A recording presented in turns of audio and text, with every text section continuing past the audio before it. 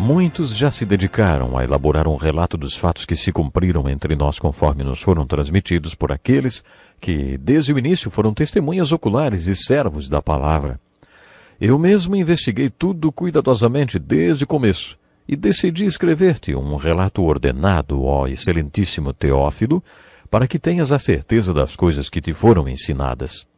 No tempo de Herodes, rei da Judéia, havia um sacerdote chamado Zacarias, que pertencia ao grupo sacerdotal de Abias. Seja bem-vindo a mais um encontro com a palavra. Começamos o nosso programa de hoje lendo as palavras do historiador Lucas no começo do seu evangelho. Nos primeiros programas voltados ao evangelho de Lucas, estudamos a abordagem que Lucas fez do ministério de Jesus Cristo sob a perspectiva do manifesto do Messias.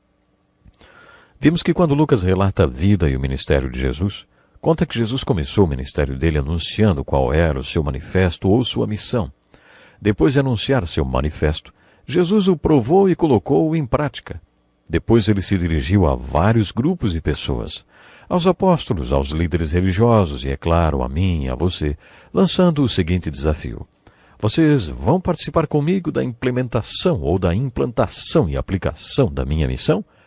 Já mencionamos em programas anteriores que a maioria dos líderes mundiais também tem um manifesto. Os comunistas têm um manifesto. Muitos anos antes deste manifesto ter sido escrito, ninguém fez nada em relação a ele. Havia 17 membros no Partido Comunista, até que apareceu o russo Lenin, autor do panfleto O que Fazer, no qual manifestava sua crença no manifesto comunista e a esperança de que os problemas do mundo seriam resolvidos através da aplicação daquele manifesto. Não seria bom se alguns discípulos de Jesus Cristo lessem o seu manifesto na Bíblia, encarassem as necessidades do mundo e escrevessem o seu próprio panfleto O que Fazer, baseado na sua esperança no manifesto de Cristo? Mas não foi assim que Deus guiou as coisas. Um discípulo de Cristo escrevendo para que outros discípulos o seguissem. Cada discípulo de Cristo tem de estar diante de Jesus, como o apóstolo Paulo fez, e perguntar: Jesus, o que o Senhor quer que eu faça? Para cada um de nós, Jesus tem uma resposta diferente. Entretanto, espero que, depois desse estudo do Evangelho de Lucas, o Espírito Santo faça no seu coração as aplicações desse manifesto para a sua vida. A minha oração é que o Espírito Santo desafie muitos dos que nos ouvem a serem hoje participantes da implantação do ministério de Jesus. Para você descobrir como aplicar esse manifesto na sua vida, pergunte em oração a Jesus: Senhor, o que devo fazer? Agora que nós já temos uma visão geral do Evangelho de Lucas, gostaria de abordar algumas passagens especialmente importantes das Escrituras que não foram registradas no Evangelho de Mateus. A primeira coisa que vamos considerar são os 120 versículos que o historiador Lucas usou para falar do nascimento de Jesus Cristo. Ele foi o escritor do Novo Testamento que forneceu mais informações sobre o nascimento de Jesus. Como já mencionei, Marcos e João não registraram nada referente ao nascimento de Jesus e Mateus só fez uma pequena menção. Apenas Lucas escreveu esse acontecimento em detalhes.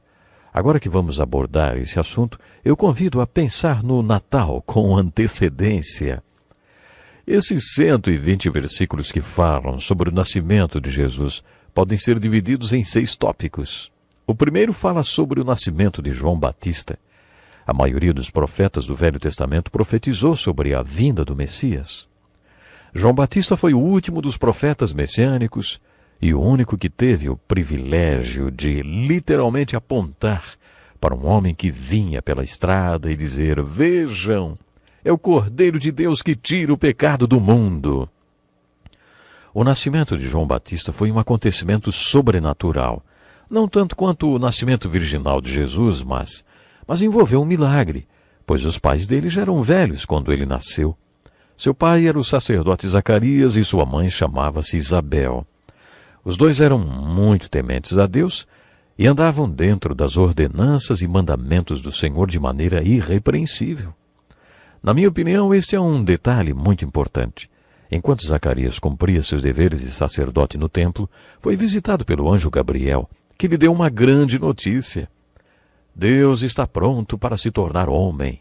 A palavra vai se tornar carne, e você e sua esposa terão um filho. Essa criança será o último profeta messiânico a preceder o Messias. Quando Zacarias ouviu isso, duvidou e quase disse com todas as letras: isso é impossível. Ao que o anjo Gabriel respondeu: sou Gabriel, o que está sempre na presença de Deus. Fui enviado para lhe transmitir essas boas novas. Agora você ficará mudo, não poderá falar até o dia em que isso acontecer, porque não acreditou em minhas palavras, que se cumprirão no tempo oportuno. As pessoas que estavam no templo estranharam a movimentação do profeta e também a sua demora.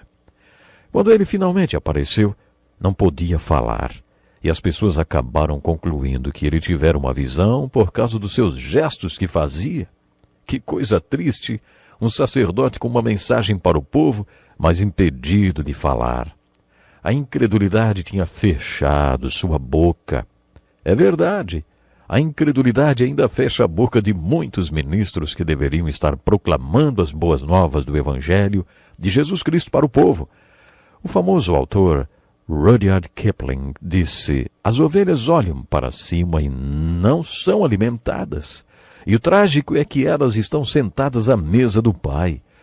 Kipling estava falando sobre o fato de que, em muitas igrejas, as ovelhas olham para cima esperando ser alimentadas pela palavra de Deus, mas não são.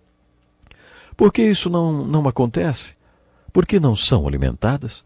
Porque a incredulidade fecha a boca daqueles que deveriam estar transmitindo a palavra de Deus com autoridade. Depois disso, o anjo Gabriel visitou a Virgem Maria, que era uma moça simples do campo, provavelmente muito jovem, e contou a ela as notícias que tinha dado a Zacarias. Deus vai se tornar homem. Você, mulher agraciada entre as mulheres, vai ter o privilégio de ser a mãe de Deus.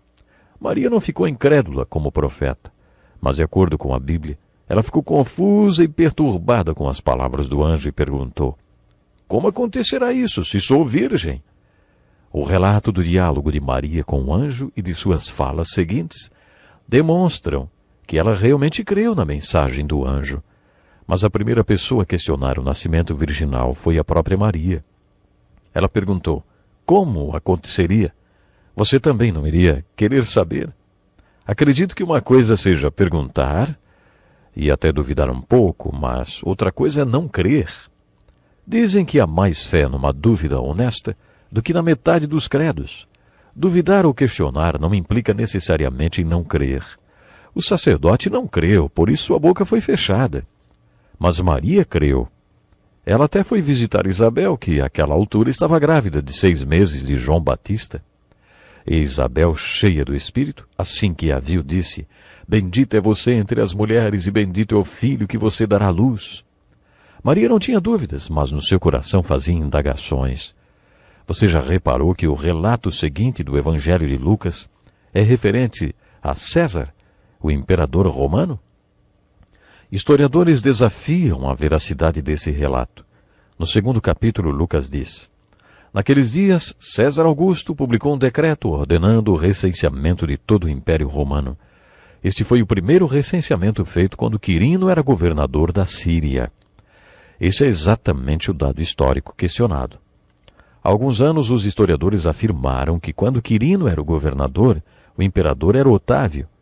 Mas depois de fazerem algumas pesquisas, descobriram que esse homem tinha requerido ao Senado que seu nome fosse trocado para um outro título que o agradasse mais. Foi-lhe sugerido Augur, que sugere divindade, e ele gostou. Por isso seu nome mudou para César Augusto. Isso comprova a precisão do relato de Lucas. Esse imperador, que achava que governava o mundo inteiro, emitiu um decreto para que houvesse um censo para uma posterior taxação de todos os cidadãos. Todos deveriam ir à cidade dos seus antepassados para fazer o registro. Se isso fosse feito hoje, em algumas partes do mundo, haveria um congestionamento monstruoso no trânsito, hein?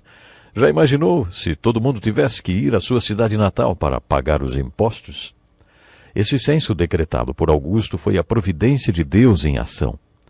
Vocês estudiosos do Velho Testamento estão lembrados de Miqueias 5:2, que diz exatamente onde o Messias iria nascer? Em Belém. Em nosso primeiro contato com Maria na Bíblia, ela está bem longe de Belém. Ela está ao norte de Israel, num lugarzinho chamado Nazaré. Para que a profecia de Miqueias fosse cumprida, ela deveria estar em Belém. Se hoje você viajar para a Terra Santa, vai saber direitinho qual é a distância de Nazaré para Belém. Este decreto de César Augusto forçou Maria e José viajarem para a cidade de seus antepassados. Os dois deveriam estar em Belém para serem cadastrados. Deus usou esse decreto para cumprir uma profecia bíblica. No Evangelho de Lucas lemos que, enquanto estavam lá, chegou o tempo de nascer o bebê. Portanto, aconteceu que, enquanto eles estavam em Belém, o menino Jesus nasceu. Essa é uma das partes mais fascinantes da história de Natal, relatada por Lucas. Havia pastores que estavam nos campos próximos e durante a noite tomavam conta dos seus rebanhos. E aconteceu que um anjo do Senhor apareceu-lhes e a glória do Senhor resplandeceu ao redor deles e ficaram aterrorizados. Mas o anjo lhes disse: não tenham medo. Estou lhes trazendo boas novas e grande alegria que são para todo o povo. Hoje na cidade de Davi lhes nasceu o Salvador, que é Cristo o Senhor. Isto lhes servirá de sinal. Encontrarão um bebê envolto em panos e deitado numa manjedoura. Manjedoura era onde se colocava o alimento para os animais. Ninguém espera encontrar um bebê numa manjedoura, não é mesmo? A mensagem dos anjos para os pastores é a grande mensagem do Evangelho. Estou lhes trazendo boas novas e grande alegria que são para todo o povo. Em todas as traduções da Bíblia é mencionado que a notícia é para todos. Quando você falar do Evangelho, não seja regionalista. O Evangelho de Jesus Cristo não é só para o Brasil, nem o cristianismo é uma religião do mundo ocidental. O cristianismo sempre foi para todo mundo. O cristianismo sempre foi para todos. A resposta dos pastores foi muito bonita. Vamos a Belém e vejamos o que aconteceu e que o Senhor nos deu a conhecer. Eles ainda não tinham visto, mas já diziam ver o que aconteceu e que o Senhor nos deu a conhecer. Então correram para lá e encontraram Maria e José e o bebê deitado na manjedoura. Estamos concluindo o programa de hoje. Você acredita nas boas novas do Natal? Você acredita no Evangelho? Pense nisso, hein? Até o próximo programa, não perca. Que alegria estar de volta para mais um encontro com a palavra. Você é bem-vindo. Esse é um programa de estudo de todos os livros da Bíblia. Iniciamos esse curso com o estudo do livro de Gênesis e já estamos estudando o Evangelho de Lucas. Acomode-se, pegue sua Bíblia e acompanhe o estudo de hoje. No último programa vimos a descrição que Lucas fez da história de Natal e no final falamos sobre os pastores que receberam as notícias de boas novas do Natal através dos anjos. Você nunca se perguntou por que Deus se preocupou em contar a esses pastores sobre o milagre que ele estava fazendo? A vinda de Deus em carne a este mundo? Quero levantar algumas questões que talvez você nunca tenha feito, mas que podem enriquecer a nossa reflexão. Certa vez um jovem me fez a seguinte pergunta: se o acontecimento de Jesus foi um evento tão importante, por que 30 anos depois ninguém acreditou nele quando ele disse que era o Messias? Era de se esperar que todos estivessem esperando que ele se manifestasse e iniciasse o seu ministério. Mas parece que Jesus teve dificuldades em fazer com que as pessoas acreditassem nele. Que resposta você daria a esse jovem? A resposta é a seguinte: quantas pessoas souberam do milagre quando ele aconteceu? Quantas pessoas tiveram consciência do milagre do nascimento de Jesus? Na verdade, não foram muitas. De acordo com Lucas, que foi um historiador meticuloso, apenas Zacarias e Isabel. Eles tinham de saber o porquê. Apesar de não estarem mais na idade de terem um bebê, eles foram pais de João Batista. Por isso Deus os incluiu nesse contexto. Deus até fechou a boca de Zacarias e porque não creu, ele ficou mudo. Mesmo assim, Deus fez Zacarias e Isabel serem parte do milagre. Depois o anjo foi até Maria. É claro que ela tinha de saber, não é? Se você fosse se tornar mãe do próprio Deus, não acha que deveria ficar sabendo? Por isso o anjo visitou Maria e a incluiu nesse milagre também. Maria era uma jovem noiva do carpinteiro chamado José. Você não acha que José também tinha o direito de saber? Vamos supor que você estivesse noivo e a sua noiva dissesse que estava grávida do Espírito Santo. Você acreditaria nela? Deus achou que José merecia uma revelação também, por isso o anjo o visitou e lhe contou. Cada um dos personagens envolvidos nesse acontecimento sobrenatural foi informado por Deus sobre o milagre, porque todos eles tinham um papel importante na história. Voltamos então à nossa primeira pergunta. Por que Deus incluiu os pastores nisso tudo? Qual era o papel deles nesse enredo? Quando Deus visitou o sacerdote Zacarias e lhe contou sobre o milagre, ele não creu e sua incredulidade o deixou mudo. Depois Deus contou para a mãe de Jesus, a Virgem Maria, e ela creu. Nós, protestantes, não valorizamos muito Maria. Outras pessoas valorizam demais. Mas não tenho dúvidas de que ela era bendita entre todas as mulheres. Ela foi uma mulher grandemente abençoada. Quando o anjo lhe contou, ela creu e não contou a ninguém, mas guardou tudo no coração. Preste atenção. Os pastores, depois que foram visitados pelo anjo, e antes de irem a Belém e verem o milagre, disseram: Vamos a Belém e vejamos isso que aconteceu e que o Senhor nos deu a conhecer. Eles creram que tinha acontecido mesmo antes de verem. E depois de verem, contaram a todos tudo o que sabiam sobre aquele menino. Por que Deus fez aqueles pastores parte desse grande milagre? Creio que Deus sabia que eles creriam e contariam a todo mundo a respeito do milagre do primeiro Natal. Uma das aplicações que podemos tirar desta narrativa de Lucas é a seguinte: o milagre do Natal consiste em Deus ter se tornado homem e ter entrado para a história. Na verdade, houve uma intervenção de Deus na história e ela foi dividida entre antes e depois de Cristo. A vinda de Deus ao mundo através de Cristo Jesus é o acontecimento mais importante que já aconteceu em toda a história da humanidade. Você sabe que tanto o Novo como o Velho Testamento afirmam em várias passagens que Deus vai fazer isso de novo? Você sabe que muitas profecias do Velho Testamento que falam da primeira vinda de Cristo, o Messias, também falam de uma segunda vinda? Considere o manifesto do Messias em Isaías 61. Naquele manifesto, não só há profecias sobre a sua primeira vinda ou advento, como também sua segunda vinda. É por isso que Jesus, quando estava lendo esse texto no templo, não o leu todo e não falou que ele também cumpriria a vingança de Deus mencionada naquele texto. Mas as Escrituras falam que haverá o dia da vingança do Senhor. Tanto no Novo como no Velho Testamento encontramos textos que afirmam que a história será consumada através de uma nova intervenção de Deus na história. Muitos estudiosos chamam o período que estamos vivendo de o grande parêntese entre o primeiro e o segundo advento de Jesus. A segunda vinda de Jesus é citada mais de 325 vezes no Novo Testamento. A segunda vinda de Jesus é tema de vários dos livros do Novo Testamento, mas mesmo assim muitas pessoas nunca ouviram falar que Jesus Cristo voltará novamente. De acordo com as Escrituras, Jesus Cristo está voltando. E sua vinda é a esperança da igreja e a única esperança do mundo. Para mim, e me baseio nas Escrituras para crer assim, a esperança para o mundo não está na bondade da natureza humana nem na humanidade. Estudando a história, aprendemos que o homem não aprende nada com a história. Isso está muito claro porque o homem continua fazendo as coisas como sempre fez. Eu não sei qual a sua opinião sobre a história, mas de acordo com a Bíblia, ela vai ficar ainda pior. Vai ficar tão ruim que a única saída será uma intervenção divina. De acordo com as Escrituras, a intervenção divina é a esperança da igreja e a única esperança possível para o mundo. Certa ocasião, Billy Graham pregou numa conferência em Londres e o primeiro-ministro Winston Churchill pediu um encontro com ele. Winston Churchill foi um dos grandes líderes mundiais durante a Segunda Grande Guerra. Ele coordenava a estratégia de guerra dos países que lutavam contra o nazismo de Hitler. Sua liderança foi fundamental para a derrota da Alemanha. Nesse encontro, Winston Churchill pediu a Billy Graham mais informações sobre as pregações que ele estava fazendo, e mais especificamente sobre a segunda vinda de Jesus. Quem me contou isso foi um dos membros da equipe de Billy Graham.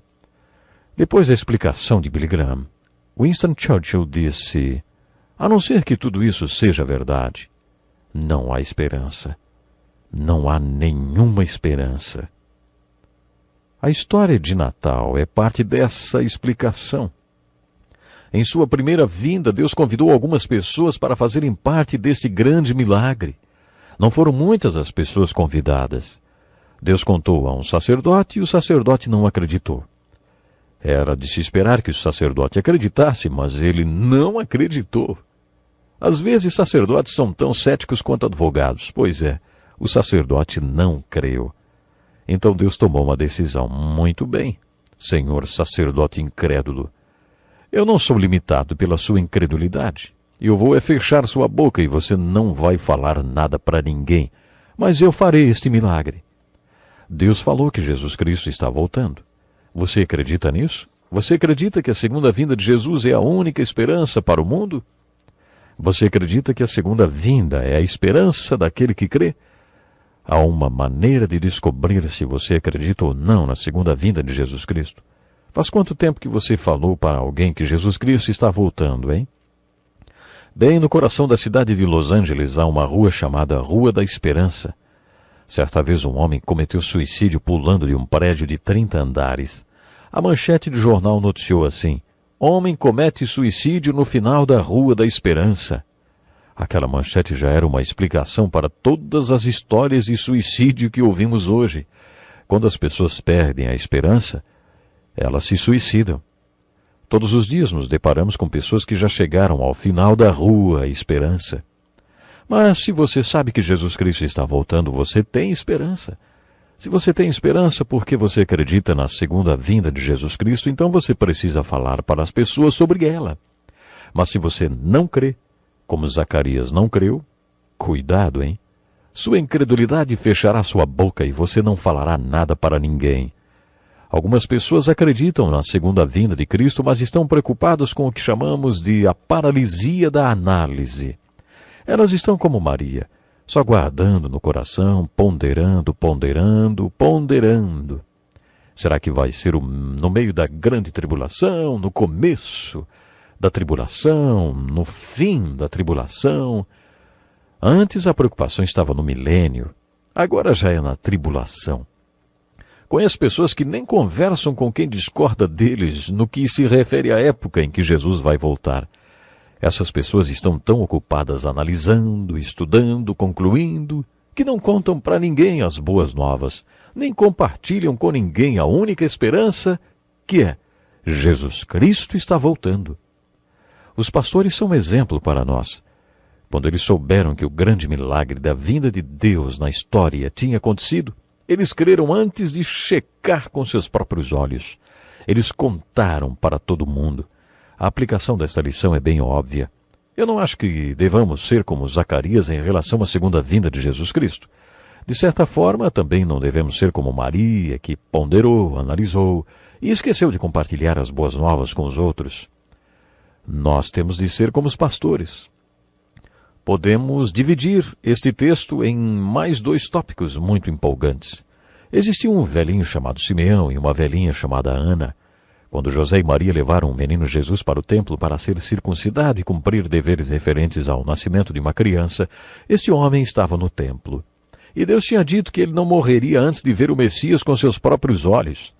Quando Maria e José trouxeram a criança para o templo, esse velhinho tirou o bebê dos braços dos pais e diz: ó soberano, como prometeste, agora podes despedir em paz o teu servo, pois os meus olhos já viram a tua salvação.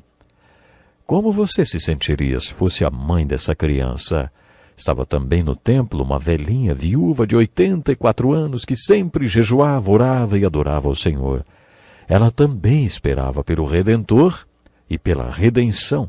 Ela agiu de maneira muito semelhante a Simeão, deu graças a Deus e falou a respeito do menino Jesus com todos. Esses 2 idosos, Simeão e Ana, eram pessoas muito tementes a Deus que esperavam pela primeira vinda do Redentor. Você também está esperando pela vinda de Jesus Cristo, que ainda não aconteceu, a segunda vinda de Jesus?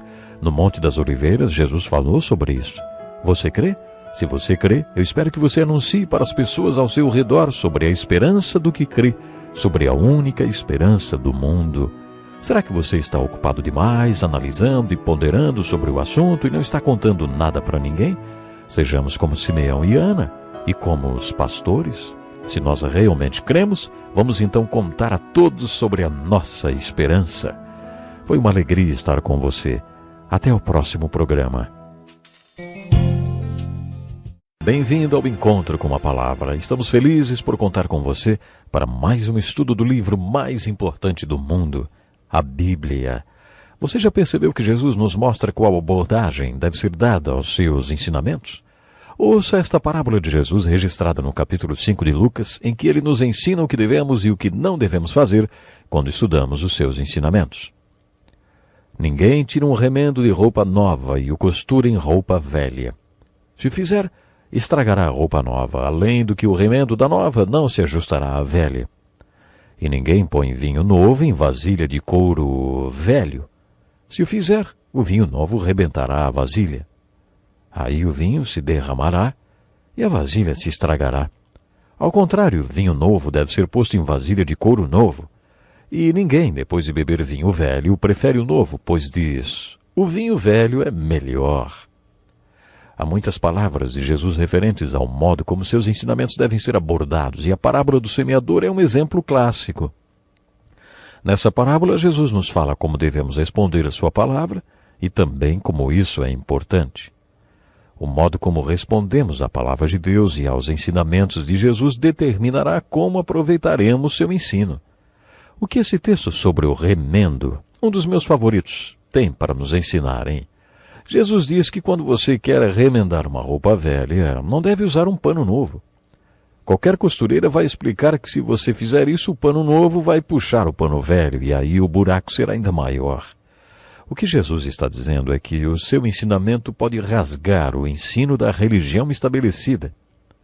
A religião estabelecida fazia outra abordagem das Escrituras, e como vimos no estudo do Sermão da Montanha, Jesus mostrou que não podia coexistir com ela.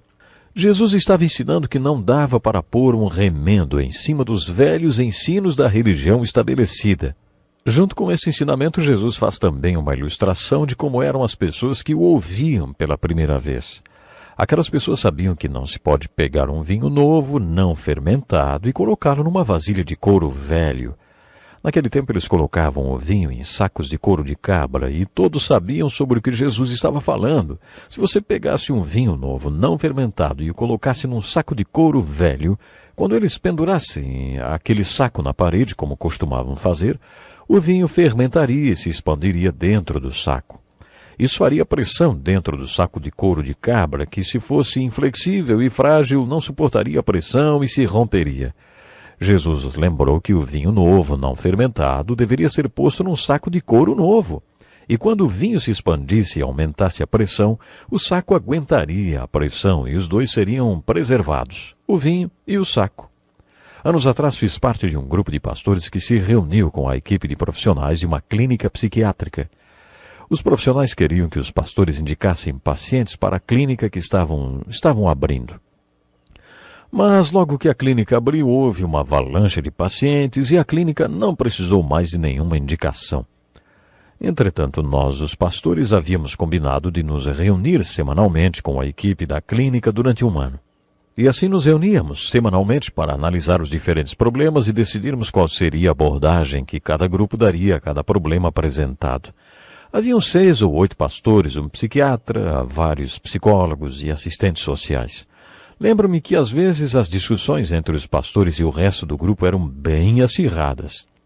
Uma noite, depois de uma longa e tensa reunião, resolvemos sair para jantar. Quando nos sentamos à mesa, um dos psicólogos, que parecia ter passado a tarde toda com raiva de mim, desabafou. Vocês, pastores, deixam as pessoas doentes. Eu respondi. Ah, é? Por quê? Ele respondeu. Sabem por quê? Essas pessoas que nos procuram não são pagãs, são pessoas que vão à igreja e que ouvem seus sermões. No domingo elas se sentam nos bancos da igreja e dizem sim para tudo que vocês falam. Mas de segunda a sábado, elas não vivem aquilo que vocês dizem que elas deveriam viver. Vocês dizem que elas devem amar o próximo, amar o inimigo e vai por aí. Dentro da igreja, enquanto vocês falam tudo isso, elas concordam e dizem amém. Mas durante a semana fazem tudo diferente. Na verdade, elas não creem em nada do que vocês falam. Na verdade, vocês, pastores, criam conflitos nas mentes das pessoas. Esses conflitos vão aumentando, até que um dia arrebentam. Perguntei se ele estava tentando me dizer o que estava acontecendo em nossas igrejas, o que Jesus disse nesse texto sobre o vinho não fermentado e da bolsa de couro. Aí eu lhe expliquei a parábola. Olha, Jesus disse mais ou menos assim. Antes de vocês se decidirem pela minha palavra, Saibam que minha palavra é como o vinho novo e que vai criar certa pressão em suas vidas. Se vocês não aguentarem a pressão que meus ensinamentos provocam em vocês, podem acabar explodindo. Será que é isso que você está tentando me explicar? E ele perguntou, isso que você falou está na Bíblia? Abri minha Bíblia e mostrei o texto a ele. Ele leu os versículos e quase não acreditou e disse, é exatamente isso que estou tentando dizer a você. Você explica isso para as pessoas na igreja? Disse a ele que eu procuro deixar isso muito bem claro. E quero deixar bem claro também para vocês que estão estudando a Bíblia no encontro com a palavra. Não quero deixar você doente, nem me sentir culpado de qualquer acusação que algum psicólogo possa fazer de que falo dos ensinos de Jesus que fazem você se sentir impressionados. Jesus alertou com essa parábola que vocês podem acabar explodindo. Semelhantemente à parábola do semeador, a aplicação que tiramos é: preste atenção em como você recebe a palavra. Decida-se por permitir sofrer essa pressão que a palavra provoca em você. Em outras palavras, decida-se por obedecer a palavra, por aplicar a palavra em sua vida e não ficar tentando se enganar a respeito dos ensinamentos das Escrituras. É isso que Jesus está dizendo. Gosto dessa última frase de Jesus. E ninguém, depois de beber o vinho velho, prefere o novo, pois diz, o vinho velho é melhor. Outro texto em que Jesus fala sobre como abordar o seu ensinamento está no capítulo 7 do Evangelho de Lucas. Ele fez a seguinte pergunta: a que posso, pois, comparar os homens desta geração? E ele mesmo respondeu: são como crianças que ficam sentadas na praça e gritam umas às outras. Crianças gostam de brincar, fantasiar, gritar. Imagine crianças no mercado, como os daquela época, brincando de faz de conta. Num dia brincam que estão num velório e choram, no outro faz de conta é de casamento e elas pulam de felicidade. Os negociantes do mercado não se envolvem nessas brincadeiras de crianças. Vocês entenderam o que Jesus está dizendo nesse texto de Lucas 7, dos versículos 28 a 35? Jesus estava falando sobre o seu ensinamento e o de João Batista. Eu e João Batista não viemos jogar nenhum jogo. Pois veio João Batista que jejua e não bebe vinho, e vocês dizem, ele tem demônio. Veio o Filho do Homem comendo e bebendo, e vocês dizem, aí está um comilão e beberrão, amigo dos publicanos e pecadores.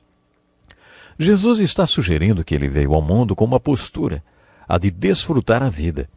João Batista foi mais sério e disseram que ele era do demônio e que Jesus era comilão e beberrão. Mas perceba que essas pessoas diziam isto como crianças que brincavam nas praças. Jesus estava dizendo que nem ele, nem João Batista iriam jogar este jogo. Eles queriam que João Batista ficasse festivo, mas ele veio ao mundo para cumprir o que Deus lhe ordenou.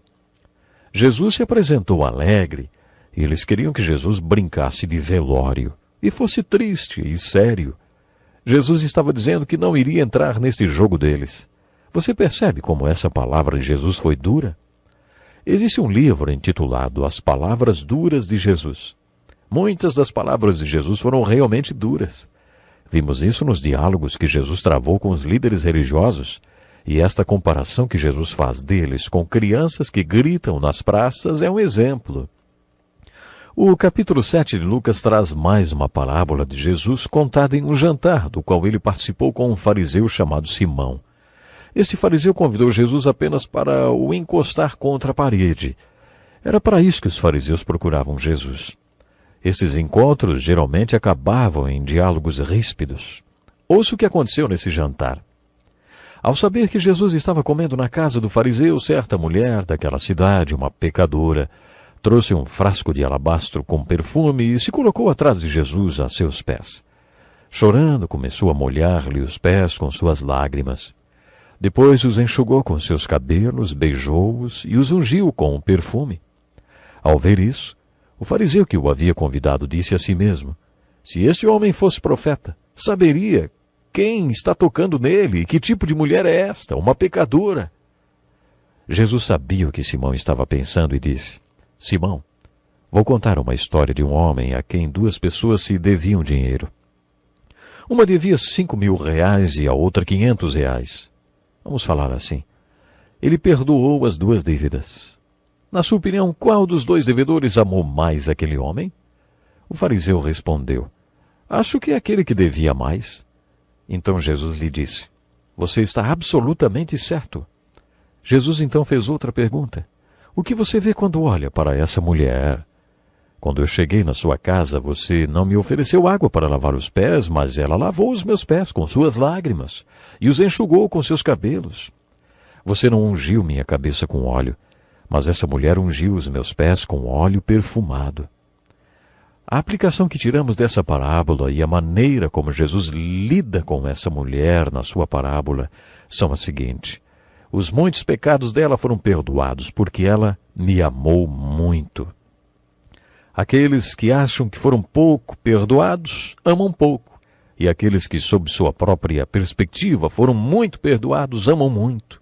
Jesus se dirigiu à mulher e disse: Seus pecados estão perdoados. Ela não foi salva porque amou muito. Ela amou muito porque foi salva. Aparentemente, ela já tinha se encontrado com Jesus e sua vida tinha sido transformada. Ela já tinha nascido de novo. Foi por isso que ela procurou Jesus naquela atitude de adoração e amor. O que Jesus estava dizendo naquele jantar era: Simão, se tem algum pecado aqui hoje, não é essa mulher. O verdadeiro pecador é um fariseu chamado Simão. Se Jesus tivesse dito: Você, verdadeiro pecador, por favor, fique de pé, o verdadeiro pecador que teria que se levantar não seria a mulher, cujos pecados eram óbvios e conhecidos por todos, mas que já tinham sido perdoados. O pecador seria o fariseu Simão. Não quero dar a impressão, principalmente aos jovens, de que é melhor pecar muito e depois ser muito perdoado, e depois amar muito por ter sido muito perdoado. Não é isso. Não existe nada de bom em pecar. Mas aquela pessoa que sabe que foi perdoada de muitos pecados e realmente se converte e ama muito mais do que a pessoa que acha que não pecou muito. Temos que ficar por aqui hoje. Pense nisso e que Deus lhe abençoe. Seja muito bem-vindo para mais um programa Encontro com a Palavra.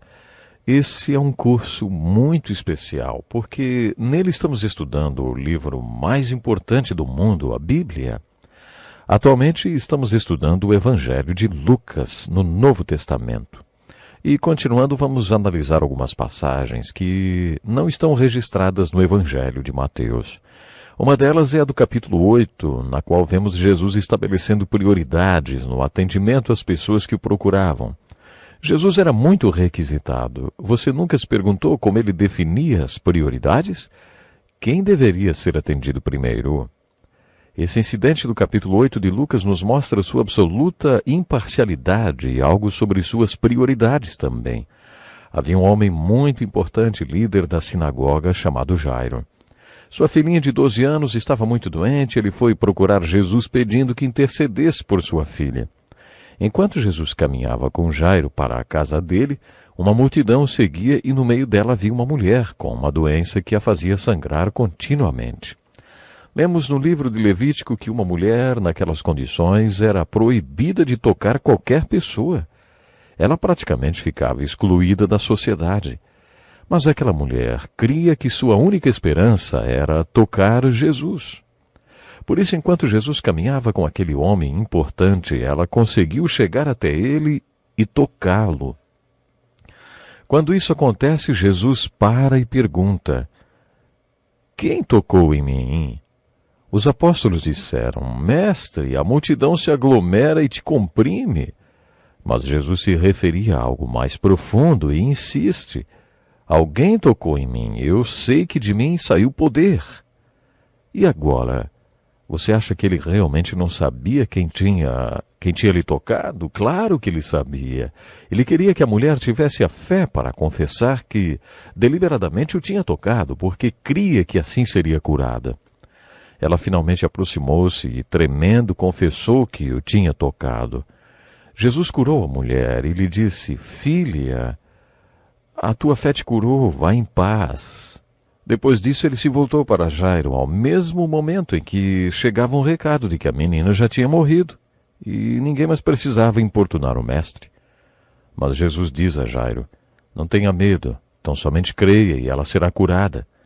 Eles seguiram para a casa do homem e lá estava a menina morta. Mas Jesus levantou a menina dos mortos. Esse é mais um dos grandes milagres de Jesus relatados no Evangelho. Essa é uma história muito comovente porque nos mostra a imparcialidade de Jesus e também algo sobre suas prioridades. Porque ele curou primeiro a mulher e deixou a filha do homem morrer. Se você parar um minuto para pensar, quem tinha mais urgência? O teólogo Campbell Morgan fez a seguinte observação. Esse homem já tinha usufruído 12 anos de luz com a vida de sua filha. E o que a mulher tinha? 12 anos de doença e escuridão. Acho que naquela hora, para Jesus, a mulher tinha mais urgência.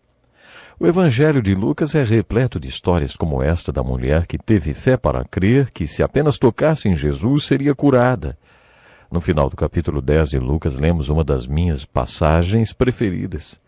Os últimos versículos desse capítulo falam de duas mulheres a quem Jesus amou muito. Elas eram irmãs e chamavam-se Marta e Maria. Leremos mais sobre elas no Evangelho de João. Como Lucas apresenta a perspectiva mais humana da vinda de Cristo, ele relata o conflito entre essas duas irmãs. Jesus foi visitá-las em Betânia, nos arredores de Jerusalém, para descansar um pouco. Este texto descreve o que provavelmente foi o primeiro encontro de Jesus com estas duas irmãs.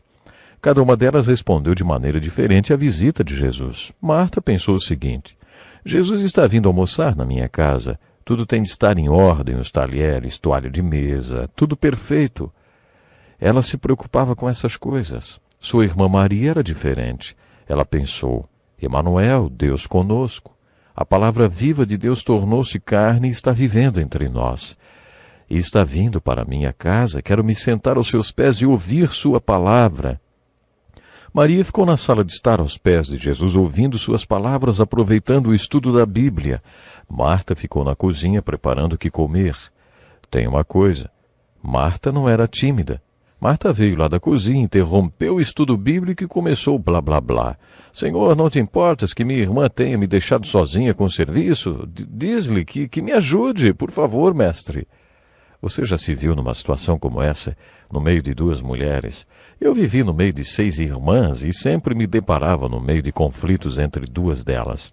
Acabei tendo de desenvolver uma certa sabedoria de Salomão. Não tomava posição nenhuma. É de se espantar que o Senhor tenha sido tão incisivo nessa situação. Ele não tentou sair pela tangente, nem deixou que elas resolvessem o problema sozinhas. Ele tomou partido de Maria. Jesus olhou para Marta e disse: Marta, Marta, você está preocupada e inquieta com muitas coisas, todavia apenas uma é necessária. Maria escolheu a boa parte, e esta não lhe será tirada. Jesus foi a favor de Maria e não de Marta. Essas duas mulheres tornaram-se símbolos de algo muito importante na vida da igreja hoje. Temos esses dois tipos de pessoas na igreja, as Martas e as Marias. As Marias se preocupam com as coisas do céu e as Martas têm a mente voltada para as coisas da terra. No livro de Atos percebemos que quando a igreja estava crescendo, as Martas e Marias precisavam umas das outras. No capítulo 6, lemos que os apóstolos estavam sobrecarregados com muitas atividades administrativas e, por isso, tomaram uma decisão muito importante. Eles fizeram uma reunião e elegeram algumas pessoas para servirem, que hoje são chamadas de diáconos em algumas igrejas. Os apóstolos, que eram as Marias, ou seja, os pastores, disseram às Martas: Vocês, por favor, cuidem da administração da igreja e nós vamos nos dedicar exclusivamente à oração e à ministração da palavra. Em outras palavras, eles disseram: Agora vocês serão Martas e nós vamos ser Marias, cada uma com sua função. Nós ainda temos esses dois tipos de pessoas na igreja. Temos as Marias, essencialmente dedicadas às atividades pastorais. Estas são as pessoas que frequentemente recebem as visões de Deus, que as implantam na igreja, pregam sobre elas até que se concretizem. Mas também precisamos das Martas, porque é necessário que haja organização e administração. Geralmente, quando as pessoas Martas aparecem em cena, organizam, estudam o caso, delegam tarefas, supervisionam e até agonizam com os atropelos da obra. Resumindo, elas administram. As Marias precisam respeitar as Martas e vice-versa, porque os dois tipos de pessoas são muito importantes. Não é uma questão de um ou outro, mas sim de ter os dois tipos dentro da igreja. Esses dois padrões de dons espirituais são muito importantes. Às vezes as Marias são do tipo deixa rolar e as Martas do tipo gente que faz. O corpo de Cristo precisa destes dois tipos de pessoas. Quando um tipo Maria tem um ministério pastoral e precisa de um tipo Marta, o tipo Maria tem de admitir que Deus deu o dom da administração e organização ao tipo Marta. Se não fosse pelas Martas, as Marias não teriam o que comer. Por outro lado, as Martas precisam reconhecer o fato de que se não fosse pelas Marias, não haveria nada para organizar nem administrar. As Martas não seriam necessárias se não fossem as Marias. Ao mesmo tempo, as Marias usufruem certa tranquilidade, porque as Martas pegam no pesado. Eu gostaria de acrescentar uma pergunta ao nosso estudo. Será que a Maria deveria ter ajudado Marta com o serviço de casa? Eu acho que Jesus respondeu: não, senhora, a Maria não tem nada a ver com o serviço da cozinha. Ela não tem que desistir dos dons pastorais ou espirituais que Deus lhe deu. Será que a Marta deveria sair da cozinha e participar do estudo bíblico? Acho que a resposta é outra vez não. De acordo com Jesus, os dois tipos de dons são necessários. Há uma parábola no capítulo 18 de Lucas que enfatiza a oração persistente. É muito importante que compreendamos esse ensinamento das Escrituras, porque ele foi enfatizado no ministério de Jesus. Em Lucas capítulo 11, Jesus deu uma lição importante para os apóstolos que foram procurá-lo depois dele passar muito tempo em oração. Senhor, ensina-nos a orar, como João ensinou aos discípulos dele. Os apóstolos não estavam querendo saber sobre os mecanismos da oração. Eles queriam saber o que motivava Jesus a passar tanto tempo orando e orar tanto. Eles sabiam que havia algo sobre oração que ainda faltava aprender. Por que Jesus orava tanto? Em resposta à pergunta dos apóstolos, Jesus respondeu: suponham que um de vocês tenha um amigo e que recorra a ele à meia-noite e diga: amigo, empreste-me 3 pães, porque um amigo me chegou de viagem e não tenho nada para lhe oferecer. E o que estiver dentro responda: não me incomode, a porta já está fechada e eu e meus filhos já estamos deitados. Não posso me levantar e lhe dar o que me pede. Eu lhes digo, embora ele não se levante para dar-lhe o pão por ser seu amigo, por causa da importunação se levantará e lhe dará tudo o que precisar. Naquele tempo a família se acomodava num mesmo cômodo e depois que todos estivessem deitados era difícil atravessar toda a sala para atender a um chamado na porta. Quando um levantava, acabava perturbando toda a família. As ilustrações que Jesus usava eram do dia a dia, daqueles que ouviam seus ensinamentos. Por isso eles sabiam o que significava levantar no meio da noite e também compreendiam se alguém dizia: não posso mais me levantar, todos nós já estamos deitados. O que Jesus disse com essa parábola foi mais ou menos o seguinte: pode ser que esse amigo não se levante só por ser seu amigo, mas se você continuar batendo, batendo e batendo, igual a um bebê que chora até ser atendido, ele vai acabar se levantando. Isso se chama importunação. Encontramos esse conceito várias vezes nos ensinos de Jesus: pedir, pedir, buscar, buscar, bater, bater. Devemos perseverar na oração. É essa a ideia ilustrada nesta parábola. No capítulo 17 de Lucas, do versículo 7 ao 10, encontramos uma parábola que diz: vocês, quando tiverem feito tudo o que lhes for ordenado, devem dizer: somos servos inúteis, apenas cumprimos o nosso dever. Jesus está dizendo que se você é firme e constante e serve a Deus, talvez por 50 anos, não deve agir como se isso fosse algo anormal. Na verdade, é muito normal, e é o que se espera que aconteça. Por isso você deve dizer: sou apenas um servo inútil, fiz apenas a minha obrigação. Para nós deveria ser normal servir ao Senhor e perseverar em servi-lo sempre. Bom, eu tenho que encerrar o programa agora. Estou feliz que você tenha participado conosco e visto algumas aplicações práticas do ensino de Jesus. Você tem orado por alguma coisa em especial? Deus o manda perseverar. Continue pedindo, pedindo, buscando, buscando, batendo, batendo. Permaneça aos pés do Senhor Jesus. Ele sempre vai atender. Ele sempre vai atender. Nos encontramos no próximo programa. Até lá. É uma alegria muito grande poder estar mais uma vez com você através do Encontro com a Palavra. Este programa é parte de um estudo de todos os livros da Bíblia, num total de 360. Estamos estudando o livro de Lucas, do Novo Testamento. Infelizmente não poderemos abordar todo o conteúdo do livro. Veremos o máximo possível, mas não pare apenas com esse estudo. Leia todo o Evangelho de Lucas e as apostilas, os estudos. Faça do final do programa o início do seu estudo bíblico. Lembre-se que o propósito desse curso é estimular a leitura e o estudo da Bíblia por pessoas leigas. Observe no Evangelho de Lucas aquelas passagens que não foram registradas no Evangelho de Mateus. Existem ensinos de Jesus maravilhosos para você explorar. Um exemplo é o capítulo 12 e a parábola do rico insensato. Esta parábola foi a resposta de Jesus para um homem que se aproximou dele e disse: Mestre, dize a meu irmão que divida a herança comigo. Fica claro que esses dois irmãos estavam brigando por causa de bens materiais, e Jesus disse: Homem, quem me designou juiz ou árbitro entre vocês? Cuidado! Fiquem de sobreaviso contra todo tipo de ganância. A vida de um homem não consiste na quantidade dos seus bens. A seguir, Jesus contou esta parábola sobre o rico insensato. Jesus disse que este homem era insensato e tinha um problema. Ele não sabia o que fazer com tanto dinheiro e com tantos bens materiais. Então construiu celeiros grandes, galpões, onde pudesse estocar toda a sua riqueza, para depois poder dizer à sua alma: você tem grande quantidade de bens armazenados para muitos anos. Descanse, coma, beba e alegre-se.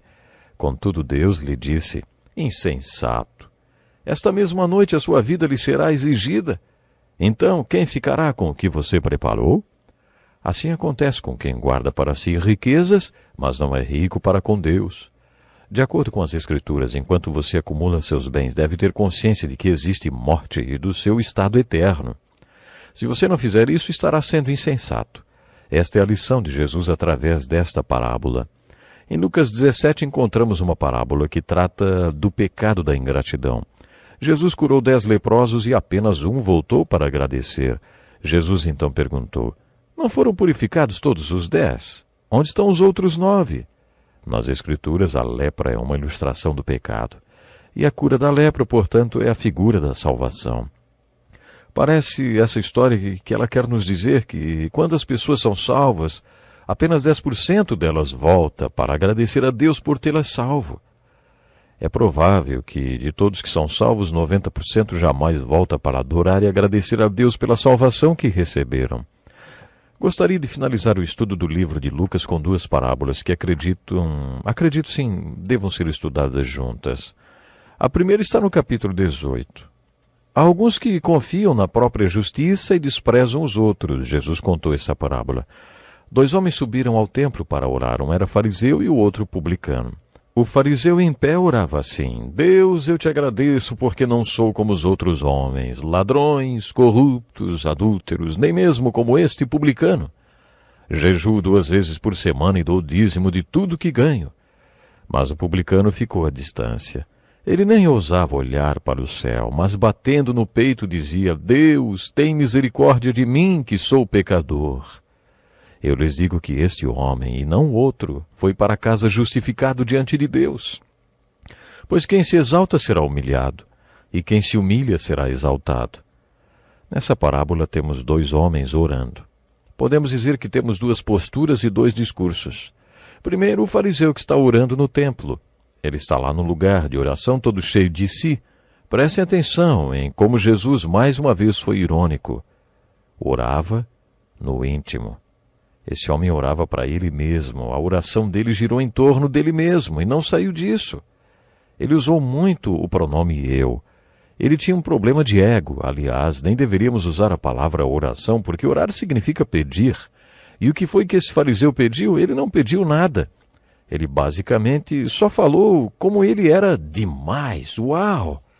Ele agradeceu por não ser como os outros, principalmente como o publicano que estava lá num canto orando de maneira humilde. Então temos o primeiro homem, sua oração e sua postura de orgulho e autojustificação. Essa parábola foi contada para aqueles que confiam na sua própria justiça e desprezam os outros, pessoas como aquele fariseu. O segundo homem nessa história é um publicano, alguém que recolhia impostos dos judeus para entregar aos romanos. Um publicano não era apenas um coletor de impostos, mas também um traidor. Os publicanos eram pessoas que tinham se vendido para os romanos. Normalmente eles exploravam o povo de Deus com a retaguarda do poder de Roma. Eles ficavam com uma porcentagem do dinheiro que recolhiam. E o povo ficava impotente para se opor contra os abusos porque os publicanos tinham o aval de Roma. Observe como em todos os evangelhos os publicanos são classificados numa mesma classe, publicanos e pecadores. Isso quer dizer que eles não eram apenas pecadores, eles eram pecadores e publicanos. Ser publicano era pior do que ser pecador. O segundo homem, nesta história de Jesus, era considerado pior do que um simples pecador. Ele estava de pé no canto do templo e sua postura não era de orgulho nem de justo. Ele nem levantava sua cabeça ou olhos, mas ficava batendo no seu peito, que simbolizava humilhação, contrição e arrependimento. E sua oração era: Deus, tem misericórdia de mim, que sou pecador. Jesus falou sobre 2 homens, 2 orações e 2 posturas. Depois ele fez um pronunciamento. Ele disse que depois que o fariseu fez sua oração, não ficou num estado de graça, para usar uma expressão muito comum hoje. Mas o segundo homem teve uma postura de arrependimento e contrição e foi para casa justificado. Essa é uma das frases mais bonitas do Novo Testamento. O apóstolo Paulo escreveu uma das suas epístolas mais bonitas só para explicar o que significa a palavra justificado. De maneira bem simples, ela significa como se nunca tivesse pecado. De acordo com o apóstolo Paulo, na carta aos Romanos, quando você confessa o seu pecado e confia no sangue de Cristo para obter o perdão, você não é apenas perdoado, mas também justificado. Você é declarado justo, é como se nunca tivesse pecado. É como se sua vida fosse uma fita cassete e Deus pegasse a parte onde aconteceu o pecado e cortasse a fita, tirasse fora o pecado e depois emendasse as partes da sua fita outra vez, ou da sua vida. E quando Deus tocar a fita da sua vida no dia do julgamento, não vai aparecer a parte onde seu pecado foi perdoado. Será como se você nunca tivesse pecado. Nesta parábola, Jesus ilustra e explica a nossa justificação. De acordo com Jesus, qualquer um que assumir na oração uma postura de arrependimento e contrição, como o publicano fez, e orar, Deus, tem misericórdia de mim, que sou pecador, poderá ir para casa justificado. Essa parábola é uma boa nova para nós, por isso é tão bonita. Se você é um pecador, então essa história é uma ótima notícia, é uma boa notícia para você também. Quando a questão é o pecado, um dos nossos problemas é que nos esquecemos do que Deus se lembra e nos lembramos do que Deus se esquece. Deus se lembra que somos pecadores. Deus nunca se esquece que somos pecadores, mas Ele se esquece dos nossos pecados quando nós os confessamos. Nós nos esquecemos que somos pecadores, é por isso que pecamos tanto. Mas quando pecamos, somos invadidos pela culpa e não conseguimos esquecer as consequências do pecado. Como eu disse, uma das principais causas das doenças psicossomáticas é a culpa. E o que é a culpa?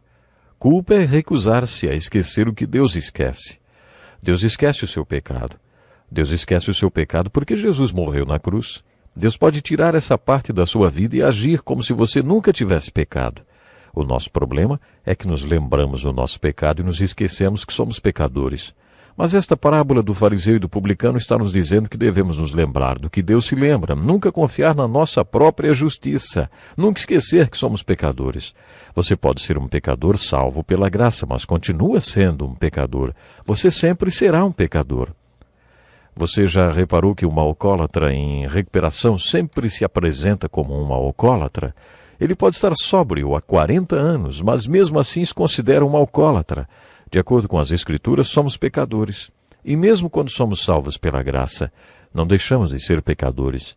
Na primeira carta de João, capítulo 1, lemos: se afirmamos que estamos sem pecado, isto é, fora da natureza pecaminosa, enganamos a nós mesmos. Se afirmamos que não temos cometido pecado, fazemos de Deus um mentiroso e a sua palavra não está em nós. Mas a boa notícia é que, se confessarmos os nossos pecados, Ele é fiel e justo para perdoar os nossos pecados e nos purificar de toda injustiça. Essa é uma boa nova ensinada na parábola do fariseu e do publicano. Algumas parábolas de Jesus foram acontecimentos reais. Essa do capítulo 18 pode muito bem ter acontecido. Pode ser que Jesus, no caminho de Jericó, em visita ao templo em Jerusalém, tenha observado toda aquela cena. Talvez ele tenha visto esse fariseu se levantar, expondo todo o seu problema de ego na oração, orando sobre ele, para ele mesmo, uma oração voltada só para o seu eu. Talvez Jesus tenha realmente visto o publicano no canto do templo assumindo sua postura de contrição e arrependimento, batendo no peito e se humilhando, achando que ninguém o ouviria a não ser Deus. Deus, tem misericórdia de mim, porque sou pecador. O capítulo 19 do Evangelho de Lucas relata o que pode ser tanto uma parábola como um acontecimento histórico. Quando Jesus foi para Jericó, foi para passar apenas 3 dias. A essa altura do seu ministério, ele era muito conhecido e todos queriam vê-lo. Os líderes religiosos tinham preparado uma reunião e quando Jesus entrou em Jericó, estava tudo pronto. Havia um homem em Jericó chamado Zaqueu, o chefe dos publicanos. Todos o conheciam e o odiavam. A Bíblia conta que ele era baixinho, Jesus vinha pela rua e era quase como se fosse um desfile, as calçadas estavam cheias. Zaqueu não conseguia ver Jesus, por isso ele correu na frente da multidão e subiu numa árvore.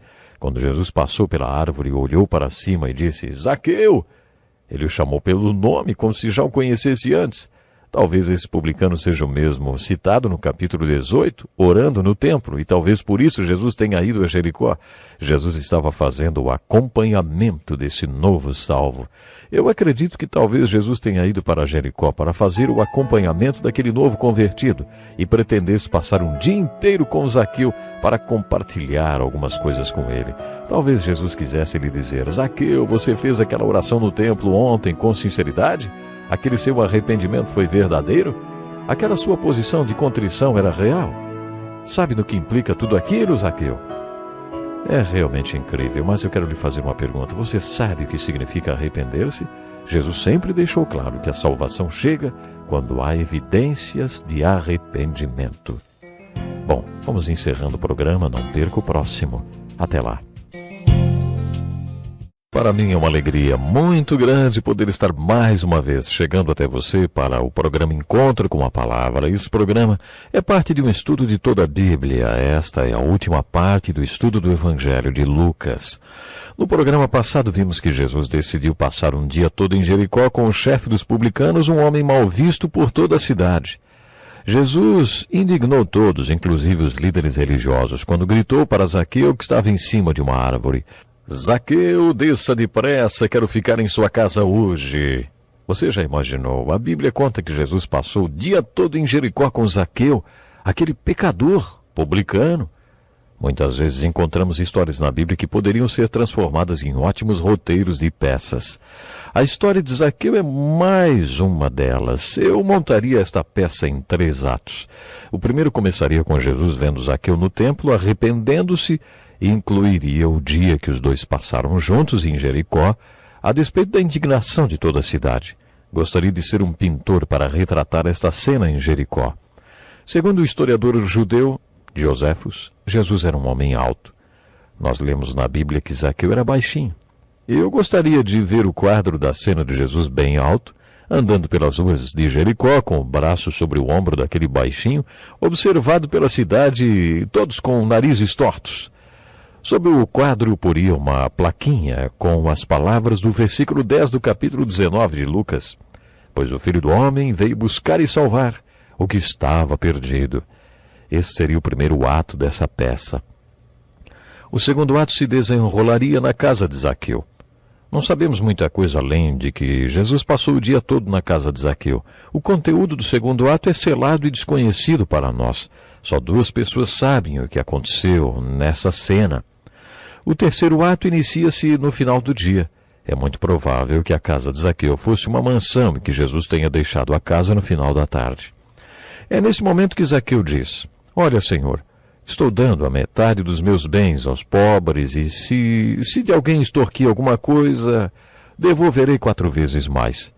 Ao que Jesus responde, hoje houve salvação nesta casa, porque este homem também é filho de Abraão. Lembre-se que Abraão é o pai da fé, e todos os que têm fé de Abraão, todos os que têm a fé de Abraão, são chamados filhos de Abraão. O ato mais importante desta peça é o segundo. O que você acha que Jesus conversou com Zaqueu durante aquele dia? Podemos fazer algumas conclusões baseando-nos no terceiro ato e em algumas especulações teológicas. Eles devem ter conversado sobre o que significa arrependimento. Arrependimento significa mudança de opinião, de vontade, de coração e de direção. Arrependimento significa tomar outro rumo. Você está lembrado que João Batista não batizava ninguém até que a pessoa mostrasse frutos de arrependimento? Quando alguns religiosos procuraram João Batista para serem batizados, ele disse: raça de víboras, quem lhes deu a ideia de fugir da ira que se aproxima? Deem frutos que mostrem o arrependimento. Mas afinal, quais são esses frutos de arrependimento? São evidências no comportamento da pessoa de que seu pensamento, vontade, coração e rumo foram mudados. Essa palavra ainda implica que a pessoa lamenta seu comportamento até então. Quais são as evidências do arrependimento? Para cada um pode ser de um jeito. No capítulo 4 de João, lemos que Jesus conversou com uma mulher e falou com ela sobre o novo nascimento como a água viva. Ele disse: quem beber desta água terá sede outra vez, mas quem beber da água que eu lhe der nunca mais terá sede. A mulher então diz: Senhor, dê-me dessa água para que eu não tenha mais sede. Foi aí que Jesus lhe disse: vá, chame seu marido e volte. E ela respondeu: não tenho marido. No linguajar de hoje, Jesus disse mais ou menos assim: você não brinca em serviço, não? Você já teve 5 e o homem com quem você está vivendo agora não é o seu marido, é? Para essa mulher, arrependimento significava colocar sua vida pessoal em ordem. Você está lembrado daquele jovem rico? Aquele moço respeitado, religioso, rico, que procurou Jesus dizendo: mestre, o que farei de bom para ter a vida eterna? Para ele, segundo Jesus, o arrependimento significaria 5 coisas. Vá, venda os seus bens e dê o dinheiro aos pobres. Depois venha e siga-me. Para o jovem rico isso significava arrependimento. Mas ele não pôde fazer isso. E Jesus ficou olhando aquele moço partir e deixou para trás a salvação porque não queria se arrepender. No dia que Jesus passou com Zaqueu, deve ter dito, caso Zaqueu fosse mesmo o publicano que fez a oração relatada no capítulo 18 de Lucas, ele deve ter dito: Zaqueu, aquela oração que você fez foi realmente sincera? E agora, o que você vai fazer em relação a todas aquelas pessoas de Jericó de quem você tirou dinheiro? Arrependimento significa fazer alguma coisa com relação a isso. Talvez Jesus tenha falado isso e Zaqueu, que tinha se tornado muito rico como um publicano, teria que tomar uma nova posição. Talvez Jesus tenha falado: Zaqueu, arrependimento significa você devolver o dinheiro. Jesus falou para o jovem rico largar o dinheiro e falou para Zaqueu fazer o mesmo. Quando Jesus falou para aquele jovem rico, religioso e respeitado na comunidade, talvez até um advogado, que ele deveria dar seus bens aos pobres, como sinal de arrependimento, o jovem não pôde fazê-lo. E aí Jesus o viu partir sem salvação. Durante o dia que Jesus passou com Zaqueu, provavelmente ele disse a Zaqueu que ele deveria dar todo o seu dinheiro. Estou falando isso porque, quando os dois saíram da casa, Zaqueu mostrou fruto de arrependimento e disse: olha, Senhor, estou dando a metade dos meus bens aos pobres.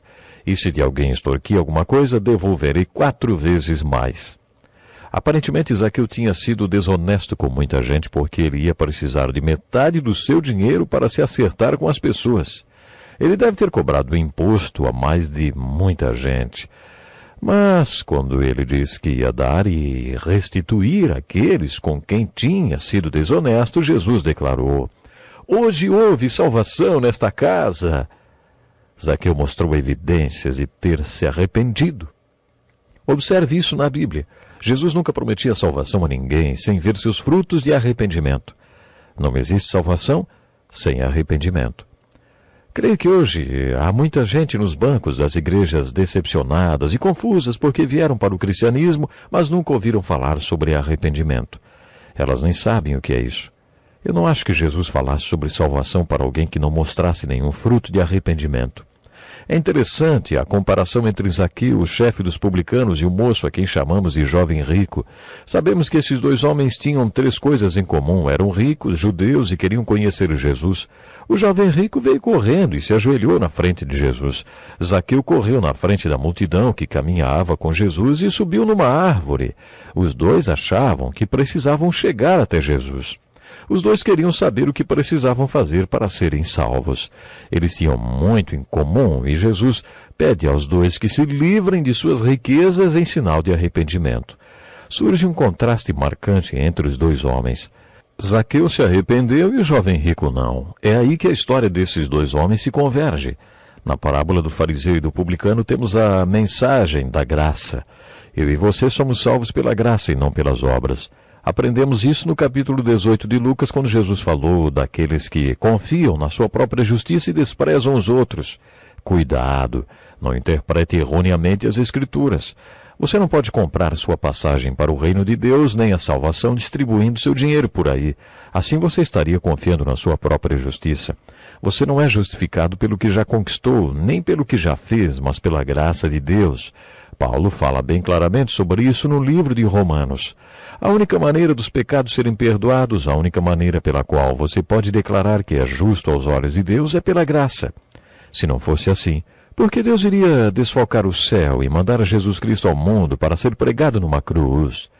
Quando Jesus orou ao Pai, se queres, afasta de mim este cálice, o Pai olhou lá de cima para o seu filho e disse, não é possível, você tem que morrer na cruz, meu filho. Uma vez que Deus mandou seu filho para morrer na cruz, não faz sentido dizermos para Deus, olha Deus, o Senhor não precisava ter feito isso porque eu mesmo posso me salvar, cumprindo os 10 mandamentos e fazendo coisas boas. Em vários textos, Paulo afirma que a salvação não pode ser conquistada por meio de obras, caso contrário, Cristo teria morrido em vão. Por isso, a única maneira de sermos justificados é pela graça de Deus, confessando a Ele, sou pecador, Senhor, tem misericórdia de mim. Isso foi ensinado na parábola do fariseu e do publicano e também ilustrado na conversa que Jesus teve com Zaqueu. Quando comparamos Zaqueu com o jovem rico, chegamos à seguinte conclusão. O jovem rico era um homem religioso íntegro, de moral indiscutível, respeitado em toda a comunidade, mas que não se arrependeu. Então podemos afirmar que, a não ser que ele tenha se arrependido mais tarde, ele não foi salvo. De acordo com o Novo Testamento, se ele não se arrependeu depois, hoje ele está no inferno. Mesmo sendo corrupto, não sendo religioso, talvez sem nenhum respeito nem integridade, Zaqueu se arrependeu, o que significa que ele foi salvo e que hoje está no céu. Você percebe o tremendo contraste entre esses dois homens? O que vemos repetidas vezes no Evangelho é: 2 homens sentados num banco de igreja, qual deles você é? Você é rico, jovem, respeitado, mas confia na sua própria justiça para ser salvo? De acordo com o Novo Testamento, este é um terreno muito perigoso. Por outro lado, não importa se você é rico, jovem e respeitado, ou se é um Zaqueu, será que você está disposto a tomar uma atitude de arrependimento e dizer para Deus, Senhor, sou um pecador, tem misericórdia de mim? Você está disposto a colocar a sua fé e confiança no fato de que Jesus Cristo morreu na cruz para que você fosse salvo? Quantas verdades temos aprendido para nossas vidas com a palavra de Deus. São verdades que podem transformar sua vida. São verdades que podem fazer você mudar o rumo de sua vida, levando-o a viver feliz com Deus. Vivemos num mundo onde muita gente não é feliz, onde muita gente precisa tomar remédio e mais remédio para conseguir dormir em paz ou simplesmente para conseguir dormir.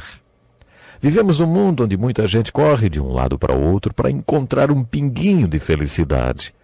Vivemos num mundo repleto de estresse, mas compreendemos através desse estudo que quando abrimos o coração para o Senhor Jesus, quando nos arrependemos, quando tomamos uma atitude sincera de buscar a Deus, Ele está pronto sempre para perdoar os nossos pecados, para esquecer os nossos pecados. E é aí que podemos encontrar a verdadeira felicidade, a verdadeira paz. Até o próximo encontro.